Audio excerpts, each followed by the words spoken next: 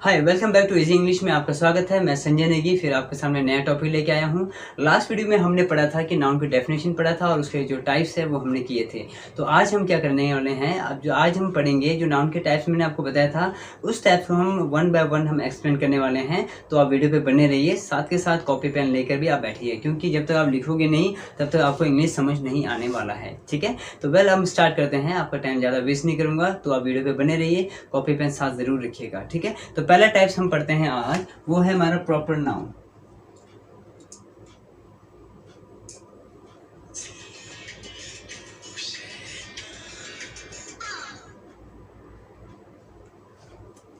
Proper noun क्या होता है, कल ही मैंने आपको बता दिया था कि प्रॉपर नाउन हम उसे कहते हैं जहाँ पे पर्टिकुलर नेम होता है।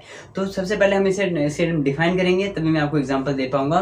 पहले मैं प्रॉपर नाउन और कॉमन नाउन को डिफाइन कराऊंगा, देन उसके बाद दोनों को एग्जाम्पल मैं आपको साथ दूंगा। ठीक है, तो देखिए प्रॉपर नाउन हम कहते हैं is the name of particular person, place, animals and things। Proper noun होता है, proper noun is the name of particular person, place, animals and things. यानी कि जब हम कोई पर्टिकुलर पर्सन के बारे में, पर्टिकुलर का मतलब होता है 100 में से किसी एक के बारे में बात कर रहा हूँ, 10 में से किसी एक के बारे में बात कर रहा हूँ, उसी को ही हम पर्टिकुलर कहते हैं। तो इसे हम कहते हैं प्रॉपर नाउन। जहाँ पे हम पर्टिकुलर पर्सन, प्लेस, एनिमल्स की बात करें उसे हम कहते हैं प्रॉपर नाउन कहते हैं। ठीक है, सेकेंड जो है, इसके जो सेकेंड टाइप्स है वो है common noun. Common noun is the name of non particular person, place, animals and things। और जो कॉमन नाउन क्या होता है वो इसके अपोजिट हो जाता है, यानी कि डेफिनेशन दोनों का सेम है, बट यहाँ पे क्या होगा, ये नॉन पर्टिकुलर होगा। कॉमन नाउन का मतलब होता है जब हम किसी non particular person, place, animals के बारे में बात करें उसी को हम कहते हैं कॉमन नाउन कहते हैं। जैसे मैंने कहा, अगर मैं 10 लड़के के बारे में बात करें तो मैं बोलूँगा बॉयज़, गर्ल्स, है ना, ईयर, मंथ, इसमें बहुत सारे कॉमन आ गए इसमें, तो ये पर्टिकुलर नहीं होगा। कॉमन का मतलब होगा नॉन पर्टिकुलर और प्रॉपर का मतलब होता है पर्टिकुलर। अब मैं दोनों का एग्जांपल आपको देने वाला हूँ, तो देखिए ध्यान से। पहले लिखता हूँ यहाँ पे कॉमन, एक टेबल बना लेते हैं हम, कॉमन एंड प्रॉपर। जैसे कॉमन की अगर हम बात करें, जैसे एग्जांपल है मेरे पास है year, months, days, hotel, boy, girl, bank. ठीक है, तो ये सारे क्या है कॉमन। कैसे पता कॉमन, क्योंकि ईयर हमें पता नहीं है कि कौन से ईयर के बारे में बात हो रहा है, मंथ कोई पता नहीं है, डेज कोई भी डे हो सकता है, संडे से लेकर सैटरडे तक, होटल कोई भी नाम हो सकता है, बॉय गर्ल कोई भी हो सकता है, और बैंक भी कोई भी नाम हो सकता है। यानी कि जिसके आपको प्रॉपर नेम नहीं पता उसी को हम क्या कहते हैं, कॉमन नाउन कहते हैं। और जो प्रॉपर होता है, प्रॉपर का मतलब जैसे ईयर की बात करूं तो प्रॉपर ईयर लिख दिया मैंने 2022, तो ये हमारा प्रॉपर नाउन हो गया। मंथ की बात करूं तो जैसे लिखा मैंने जून हो गया। डेज की बात करूं जैसे लिख दिया मैंने यहाँ पर संडे हो गया। होटल की बात करूं तो होटल का नाम लिख दिया जैसे आलिशान होटल है, ये होटल के बाद नाम लिख दिया। बॉय में जैसे लिख दिया मैंने राम, और गर्ल में लिख दिया जैसे रानी, और बैंक में कोई भी बैंक हो सकता है, जैसे लिख दिया मैंने SBI, PNB, कोई भी बैंक हो सकता है। तो ये था एग्जांपल है हमारा प्रॉपर नाउन का एग्जांपल है, और ये एग्जांपल है हमारा कॉमन नाउन का। तो ये कोई मुश्किल नहीं है, बहुत ही इजी कॉन्सेप्ट है। मेन आपको क्या है, डेफिनेशन पता होनी चाहिए, बाकी एग्जांपल्स तो आप भी आराम से दे सकते हैं। जैसे मैं ऑफिस की बात करूँ, अगर ये मैं आपसे क्वेश्चन पूछूँ कि भाई ऑफिस कौन सा नाउन है, तो आप इजीली बोल सकते हैं, क्योंकि हमें यहाँ पे मेंशन नहीं है कि किसका ऑफिस है। ऑफिस बहुत सारे ऑफिस हो सकता है, प्रिंसिपल का ऑफिस हो सकता है ना, SHO का ऑफिस हो सकता है, DC का ऑफिस हो सकता है, किसी भी टीचर का पर्टिकुलर ऑफिस हो सकता है, कोई बिजनेसमैन का ऑफिस हो सकता है। तो ऑफिस हमारा ये कौन सा नाउन है, ये हमारा कॉमन नाउन है। इस तरह से जैसे मैंने लिख दिया स्कूल कौन सा नाउन है, ये भी हमारा कॉमन नाउन है। अगर मैं स्कूल का नाम लिख देता government senior secondary school sector 41B, तो वो हमारा प्रॉपर नाउन आ जाता। क्लियर हो गया। तो इस तरह से हम प्रॉपर और कॉमन नाउन को इस तरह से हम पढ़ेंगे। ठीक है। तो नेक्स्ट इसके टाइप्स है, तो पहले आप इसका स्क्रीनशॉट ले लीजिए और साथ ही साथ पेन कॉपी रखने से क्या होगा कि आप साथ साथ नोट करेंगे तो आपका टाइम भी बच जाएगा। अगर मान लो पेन कॉपी आप नहीं रख रहे हैं तो आप इसका स्क्रीनशॉट लीजिए, बट एक बात ध्यान रखिए पेन कॉपी साथ लेकर ही आप पढ़िएगा, अदरवाइज आपको ये सीखने का कोई फायदा नहीं होगा, ठीक है। तो नेक्स्ट मैं पहले इरेज कर देता हूँ। ओके, तो नेक्स्ट हमारे पास है third one is collective.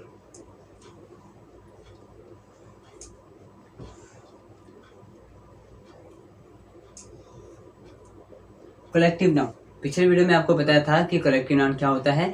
Collective noun means होता है name of the group of person, यानी कि यहाँ पे एक या दो लोगों के बारे में बात नहीं करेंगे, यहाँ पे बहुत सारे ग्रुप्स की बात करेंगे, जहाँ पे 100 से ज़्यादा लोग भी हो सकता है, 10 से ज़्यादा भी हो सकता है। तो बहुत सारे जो ग्रुप्स की बात करें उसी को हम कहते हैं कलेक्टिव कहते हैं। कलेक्टिव से बनता है कलेक्शन बनता है, ठीक है ना। कलेक्शन का मतलब बहुत सारे ग्रुप्स होते हैं, तो इसको डिफाइन कर सकते हैं।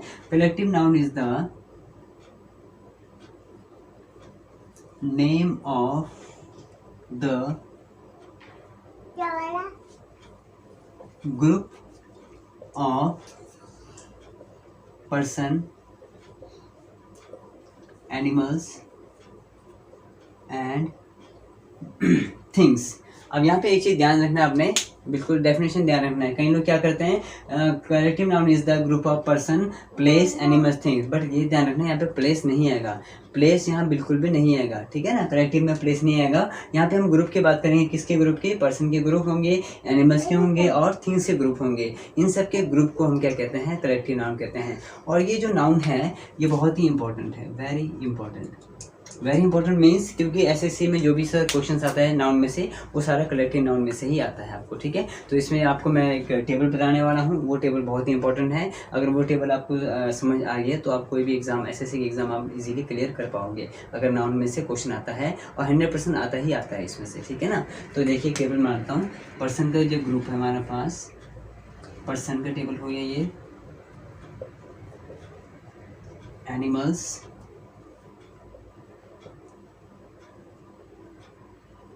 एंड थिंग्स, ठीक है। अगर मैं पर्सन की बात करूं, जैसे हमारे पास हो गया army, staff, team, band, gang, heard.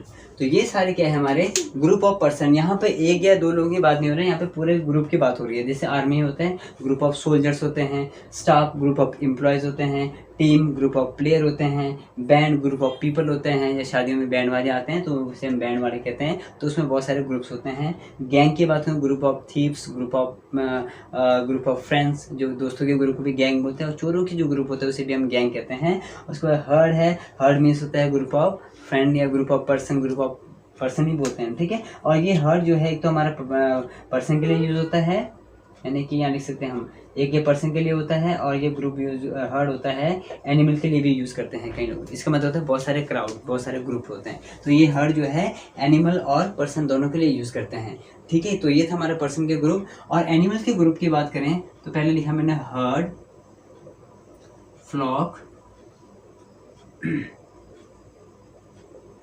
Pride, hive, और इसमें और क्या लिख सकते हैं हम, हाँ फिलहाल अभी इतने लिखते हैं, बाकी डिस्क्रिप्शन में आपको मिल जाएगा, ठीक है। हर्ड का मतलब होता है ग्रुप ऑफ एनिमल्स, मीन्स कौन सा एनिमल्स होता है, वो होता है हमारा डोमेस्टिक एनिमल्स। जो डोमेस्टिक एनिमल्स होते हैं, एनिमल्स जो डोमेस्टिक एनिमल्स होते हैं उससे ग्रुप को कहते हैं हम हर्ड कहते हैं। डोमेस्टिक का मतलब होता है घरेलू जानवर, जैसे गाय, भेड़, बकरी, भैंस जो भी हम घर पे पालते हैं उसके ग्रुप को हम क्या कहते हैं, हर्ड कहते हैं, और उसे हम कहते हैं डोमेस्टिक। और जो जंगली जानवर होता है उसे कहते हैं वाइल्ड एनिमल्स, ठीक है ना। ये घरेलू को कहते हैं डोमेस्टिक, जंगली को कहते हैं वाइल्ड। क्लियर हो गया। देन नेक्स्ट है फ्लॉक। फ्लॉक का मतलब होता है ग्रुप ऑफ बर्ड्स। जो पक्षियों के जो ग्रुप होते हैं उसके जो ग्रुप को हम क्या कहते हैं, फ्लॉक कहते हैं। Group of birds are called flock, not flock. उसके बाद नेक्स्ट है प्राइड। प्राइड मीन्स होता है group of lions. Group of lions जो शेर के जो ग्रुप होते हैं तो उसके ग्रुप को हम कहते हैं प्राइड कहते हैं, ठीक है।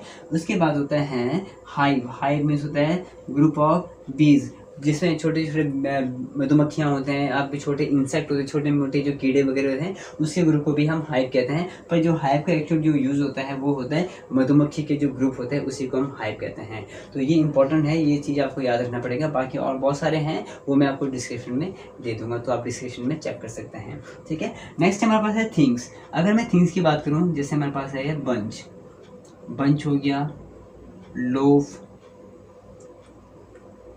बार, सेट, और हो सकता है हमारे पास पीस। पीस पीस जो है ये होता है अमाउंट के लिए यूज़ करते हैं, ये हम यूज़ करते हैं अमाउंट के लिए। तो कौन सा अमाउंट के लिए कहाँ यूज़ करेंगे वो चीज़ आपको मैं बताऊंगा, ठीक है। तो बंच होता है, बंच का मतलब आपने देखा होगा, बंच ऑफ कीज बोलते हैं हम, यानी कि चाबी के जो गुच्छे होते हैं, चाबी के जो गुच्छे हैं उसे हम कहते हैं बंच कहते हैं। तो एक तो हम लिखेंगे बंच ऑफ कीज भी होता है। सेकंड जो बंच होता है, अब आप फ्रूट्स खाते हो, बनाना खाते हैं, तो बनाना के जो ग्रुप है BANA, बनाना के जो ग्रुप है उसे भी हम बंच कहते हैं। और दूसरा जो होता है वो है ग्रेप्स, जो ग्रेप्स के जो ग्रुप्स होते हैं उसे भी हम कहते हैं बंच कहते हैं, ठीक है। जो लोफ है, ग्रुप ऑफ ब्रेड, ब्रेड होता है रोटी, हाँ रोटी है, या सुबह आप जो ब्रेड खाते हैं, जो बड़ा बना होता है, तो ब्रेड का मतलब क्या होता है, रोटी। लोफ का मतलब होता है कि एक के ऊपर ऐसे बिठा के रखते हैं हम, तो एक सेट बन जाता है, ग्रुप बन जाता है, ठीक है, उसी को हम कहते हैं लोफ कहते हैं। और जो बार है, बार का मतलब होता है group of soap, group of chocolate. जो साबुन के जो सेट होता है, एक ग्रुप बना था, उसके हम बार कहते हैं। जैसे हम बोलते हैं विम बार, आपके नाम सोप का नाम लिखा होता है ना विम बार, बार का मतलब ये क्या होता है, ग्रुप होता है, उसने यानी कि साबुन को भी एक सेट बनाया होता है, उसे कहते हैं बार कहते हैं। चॉकलेट के ग्रुप होते हैं, ये भी हमारे चॉकलेट ग्रुप्स होते हैं। जैसे आपने चॉकलेट देखा होगा, इस तरह का चॉकलेट्स होते हैं, जो भी आप देखते हैं चॉकलेट इस तरह का उसमें कट होता है, यानी कि एक तरह का ये क्या हो गया, एक बार हो गया। तभी तो आपने चॉकलेट खाया होगा, मिल्क बार खाया है, उसमें मिल्क बार लिखा होता है। बार का मतलब क्या है, एक ग्रुप ऑफ चॉकलेट, यानी कि ये भी चॉकलेट है, ये भी चॉकलेट, ये सारे चॉकलेट्स हैं, तो इन सब के ग्रुप को हम क्या कहते हैं, बार कहते हैं। नेक्स्ट है सेट, सेट ऑफ हम बोल सकते हैं, सेट ऑफ पेपर कह सकते हैं, सेट ऑफ पेपर। जैसे मान लो आप A4 साइज के पेपर लेते हैं, है ना, पेपर लेते हैं, तो पेपर क्या करते हैं, एक पेपर को बांध दिया, क्वेश्चन पेपर स्कूल में आता है, एक पेपर क्वेश्चन पेपर पूरा पैकिंग हो गया आता है, एक सेट बन के आता है, बोलते हैं ना हम set A, set B, set 3, इस तरह से सेट A B C ऐसा सेट बना होता है। जो पेपर के जो ग्रुप्स होते हैं उसे हम कहते हैं सेट कहते हैं। नेक्स्ट हमारा है अमाउंट के लिए यूज़ करते हैं। जैसे हमारे पास पीस, आपने ज़्यादातर सुना होगा या नहीं सुना होगा, जब हम इंफॉर्मेशन और एडवाइस की बात करते हैं, जैसे मैंने लिखा है यहाँ पर information, information and advice. Information और एडवाइस यानी कि हम किसी को सलाह देते हैं या फिर किसी को जानकारी देते हैं, तो उससे पहले हमेशा क्या लगाना पड़ता है, हमें पीस लगाना पड़ता है। कहीं लोग पीस लगाते नहीं है, तो इंग्लिश जो है गलत होगा वो, ठीक है ना। यानी कि जब भी मैंने बोलना है कि मैं एक इन्फॉर्मेशन देना चाहता हूँ, I want to give you a piece of information, तो हम इस तरह से बोलेंगे। I want to give you an information नहीं बोलेंगे, हम बोलेंगे I want to give you a piece of information. इस तरह से सेकंड एडवाइस बोलना है, I want to give you some piece of advice बोलेंगे, मैं तुम्हें कुछ एडवाइस देना चाहता हूँ, I want to give you some piece of advice. तो इस तरह से हम पीस यूज़ करेंगे दोनों से पहले, ये इंपॉर्टेंट है, ध्यान रखिएगा, बहुत काम की चीज़ है, ठीक है। क्लियर हो गया। तो ये था हमारा थर्ड कॉन्सेप्ट था, यानी कि नाउन के जो टाइप्स थे, थर्ड कलेक्टिव नाउन, बहुत ही इंपॉर्टेंट टॉपिक है। चाहे तो आप इसका स्क्रीनशॉट भी आप ले सकते हैं, और इसके जो और भी एग्जांपल्स है, एनिमल्स और पर्सन और थिंग्स के बहुत सारे एग्जांपल्स है, तो वो मैं एग्जांपल्स जो आपको डिस्क्रिप्शन में दे दूंगा, ताकि आप वहाँ से कॉपी पेन लेके उस पर नोट कर लीजिएगा आप, ठीक है।